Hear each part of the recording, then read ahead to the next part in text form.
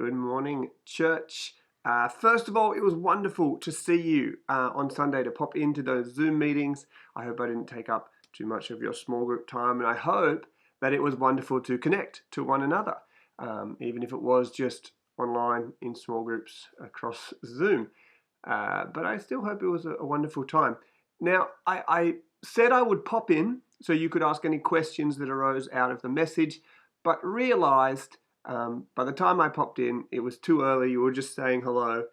And so there weren't any questions. And I said, we'll send them through during the week and I'll answer them. I'll put a video together that will answer your questions. So this is what it is. And if you've got more, send them in and I'll answer those as well. The first most common question that just about everybody asked is, this morning, did I put my pajamas under my pillow? The answer is yes. Every morning, funnily enough, since preaching it to the church, I've been very conscious of my habits, how I can use them to build my relationships, to become more wise in my actions, and both grow spiritually as well as relationally in this time. So yes, that is working so far. My reading the Bible at breakfast one, I've been called out on by my son. He's like, "Dad, what are you doing?" I was like, my Bible's downstairs. I don't want to go get it. And he gave me a look that said, "Dad, you disappoint me." And so I've got to get better at that one. I'm just going to get a different Bible, leave one upstairs, and one can be down here. So habits are going okay. I hope yours are too. The second question that came in was a wonderful question from the passage in John, and it's a bit of a doozy, and I'll do my best.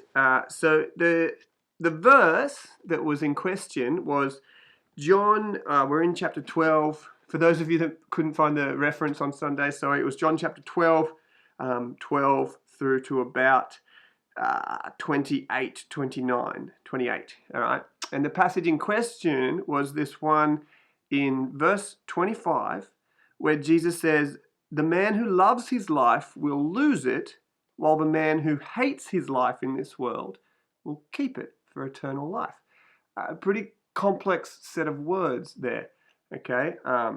And look, I've told you before, Greek never came naturally to me when I was at college. It was one of the harder things that I did, wasn't my strongest suit, but it did teach me that sometimes things that are really complex for us in English make more sense in Greek. And so as this was spoken by Jesus, not that he spoke Greek, but as this was spoken by Jesus and of course read by those first churches who were reading this, it would have made more sense in its original language than it does for us in English, all right? And I'll explain why. Jesus is talking about the seed falling to the ground to produce new life. So he's talking about the cross, of course, him going to the cross, and that through his death, showing the way of victory for God, he will create life for all who trust in him. That bit's pretty self-explanatory in verse 23 and 24. But then there's this verse that seems to say, well, the only way to find that eternal life is to hate our life. And that's the word that causes problems for us, all right? The very simple explanation says, we can't be completely in love with this world, with our kingdom. Otherwise, we miss God's kingdom. Think of the rich young ruler. He came to Jesus. He said, "What do I need to do?" Jesus said, "For you, sell all you have and follow me." And he couldn't. He went away very sad. And you could say because he was too in love with this world. He was too in love with his current life. Okay, so the theory is that we need to have our eyes on God's kingdom and set our hearts and minds on God more than what we have in this immediate material world. Because otherwise, what Jesus asks us to do will simply be too hard. But why this word hate? Okay, the question is, are we meant to hate our life and be miserable in it? Are we meant to see the world around us and really, really dislike this physical life? Well, no, not at all. Okay, there was a time when a theory sprung up called Gnosticism, and it sort of said that the flesh and everything physical was really bad, and we were to put it off so we could attain spiritual enlightenment. But that is not the way of Christ. We're also not being called to have an absence of love. Hate, we think, is something we don't love at all, or something that's hurt us, or something that we really want to get rid of. But that's not quite what it's meant here when it says hate. Now the word, and look, I'm sure my Greek lecturer will never see this, so I won't, have to write it out many times. But the word here, and I'm going to say it wrong, but is miseo, okay? And it's translated for us as hate, but it doesn't mean an absence of love.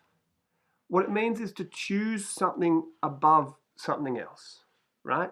So with two options, the love choice is chosen over the hate choice, okay? It's the same word that's used in that Luke 14 passage, which is also complicated, where Jesus seems to say, you have to hate your mother and brother. Now that doesn't make sense, does it? If we know Jesus, it doesn't make sense that he would tell us to hate our mother and our brother. He calls us to love our enemies, especially then to love our mother, our brother, and our family like that.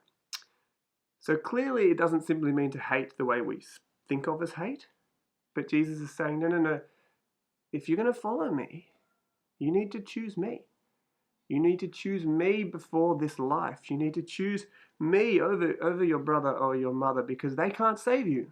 Only I can. So it's this choice of, are we going to choose God, or are we going to choose our kingdom? God's kingdom or our kingdom? The word hate means that you're going to choose it over me, essentially.